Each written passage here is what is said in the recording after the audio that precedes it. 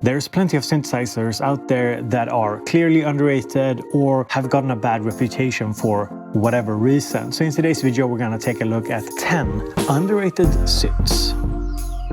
So here on the table are some of my picks for underrated synthesizers, but I also asked you all over on social media what you thought were some underrated synthesizers. So I'm gonna bring up some examples from the community as well. First up is a synth that has been around for quite some time. It's really cute, really small, and it sounds kind of beefy.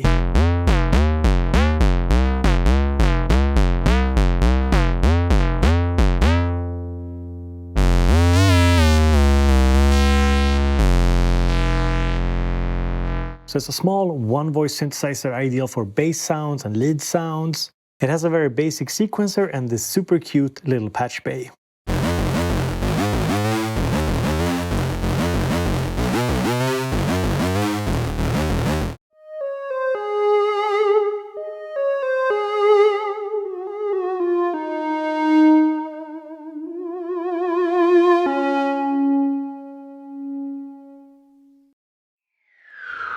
The next synth we're going to talk about is super underrated, and I think it's partly because of the manufacturer.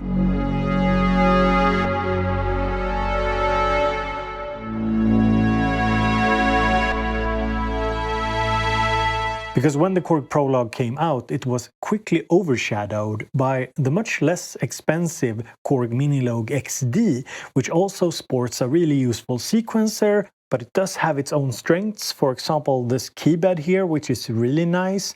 It also has a full EG, attack, decay, sustain, release, and most importantly and often overlooked, you can do different forms of splits, so playing different sounds on different parts of the keyboard.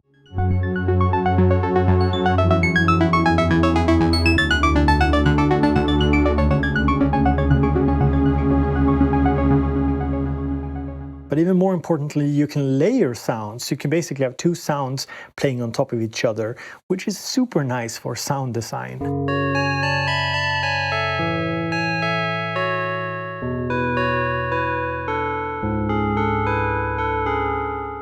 And then there's the price. The Korg Prologue 16 goes for around $1,500, which is a steal for a 16-voice analog synthesizer. Just compare it to the price of the Sequential Rev 2, for example, which is much higher. And I actually think that the Prologue 8 is not really worth the money at the moment because the price of the Prologue 16 is so good. If you're looking at the Prologue 8, I would actually recommend either going for the 16 or going down to the Minilogue XD.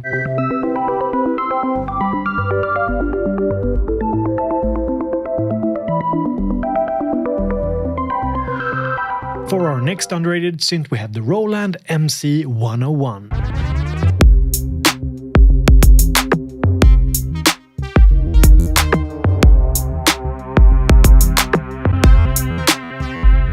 This is basically a stand-in for Roland's entire Zencore family of synthesizers, but the MC-101 is particularly interesting because it's this small groove box. Yes, it's a bit finicky to use, but it's also a 128-voice sound module that you could use, for example, in your small DAW setup.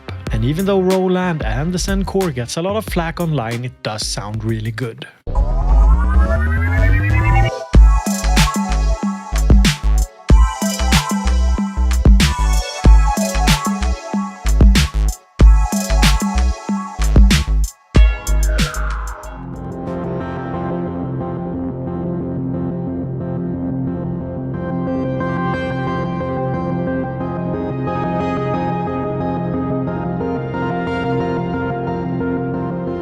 This is the Micromonsta 2, and this was a highly suggested pick from the community. What makes it kind of unique is that it's a dual polyphonic synthesizer, meaning that you have two synth engines with 6 voices each, so you can play 2 sounds at the same time.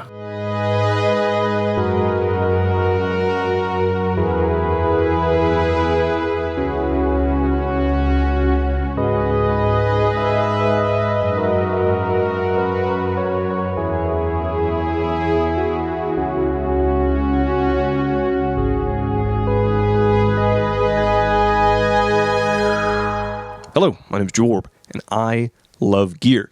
I got a message from your friend and mine, Bobeats, that said something along the lines of, Jorb, do you have any retro synths you would consider to be underrated? If you know me, that's a perfect question. That's a perfect message for me to read. That's a lot of what I cover on my channel and a lot of what I have a soft spot for. The in-betweeners, the B-team. I like the middle ground synthesizers. And the one I'm going to talk about today is the Sequential Circuits Six-Track. It's amazing for a lot of reasons, but here are three where I consider it to be underrated. First, and the only reason I'm happy to talk about it today, it's readily available for less than $1,000 US. That's pretty amazing for any vintage polysynth, especially one from Sequential, especially one with VCOs, especially one that sounds this good and has these features. And those features are the next two things I'm going to talk about. Second, it doesn't have many knobs on the panel, which we're all ready to complain about, but it has full MIDI CC control. Yes, any parameter you wish you had hands-on control of with a DAW or an external sequencer, you can. You can even automate them. That's wonderful for vintage polysynth. And it's CC, it's not SysX. And the third thing, and somehow the most surprising, it's multi-timbral. Yes, that can be just one voice assigned to an arpeggio and the other 5 left open for whatever it is you'd like to play, or all 6 voices assigned to a different patch. You can play them all in unison or sequence them separately to the built-in sequencer. That's amazing for a vintage polysynth. So there you go. My name's Jorb. I love the Six-Track. I cover it in full on my channel. I appreciate you watching on behalf of Bo, and you should subscribe to him. He really deserves it. Cheers and so long. The next underrated synth on this list could be described as a 303 for a new generation. It's the DB-01 from Arturia Synths. It's a compact and well-built analog-based synthesizer with a sequencer, with an arpeggiator. So on this synthesizer, we of course can create a very squelchy sound.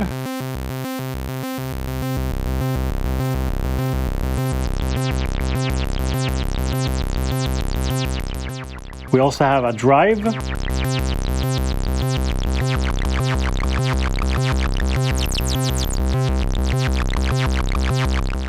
Sub-oscillator. There's also 3 different waveforms.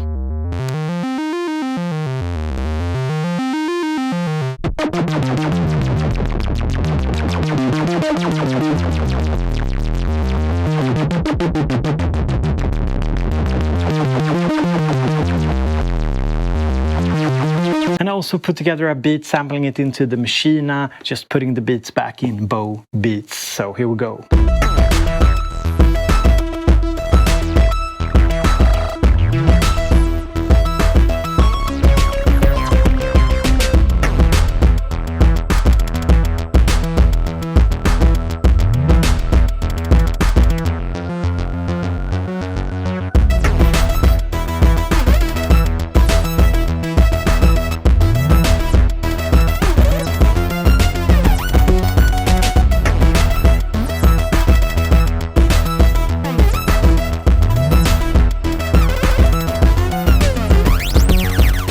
Next up is a community pick by Daniel Kushner. He is an admin over at Simply Synthesizers and also a great musician. I'll link him down below. Here is his pick.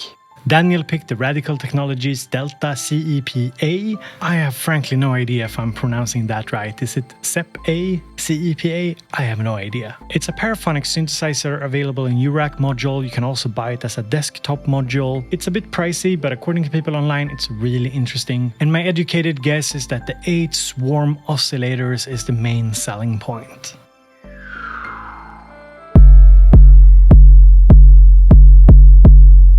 The next piece of kit is definitely not bad gear. It's an affordable drum machine with an excellent sequencer, the Drumbrute Impact.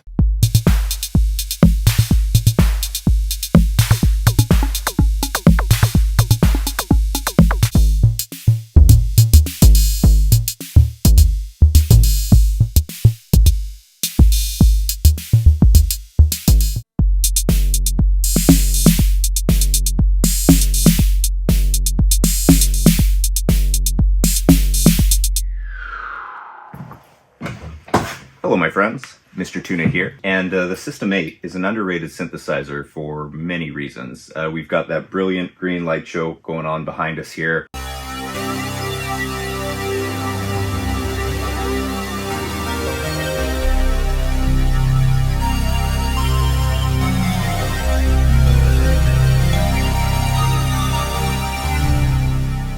Some players might find the lighter build quality to leave them a bit wanting compared to some of the more recent offerings like the Jupiter X. But Hiding underneath the hood of this mean green machine is Roland's most in-depth sound engine, even more so than said Jupiter X.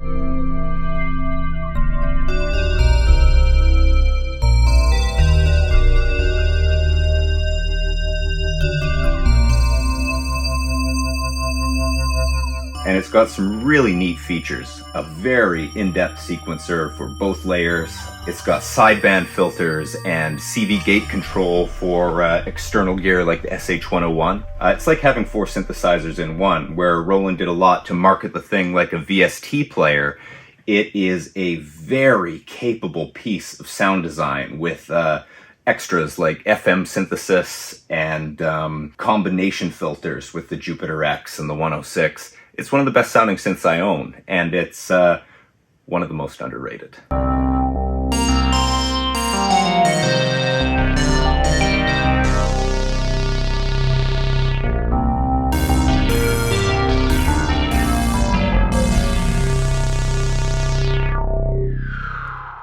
The next synth on my list was quite unfairly ridiculed when it was first unveiled because of its looks. Never judge a book by its cover. Here is the Digitone Keys.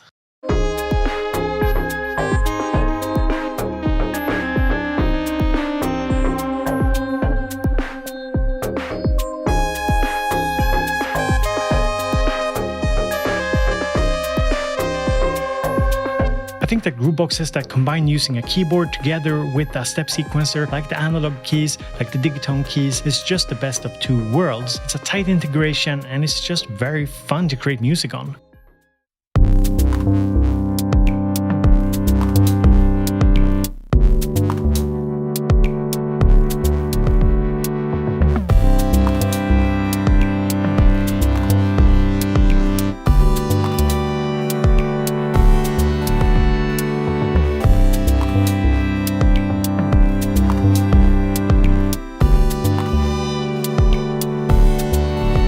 So that was 10 underrated synthesizers according to me, and in part according to the community.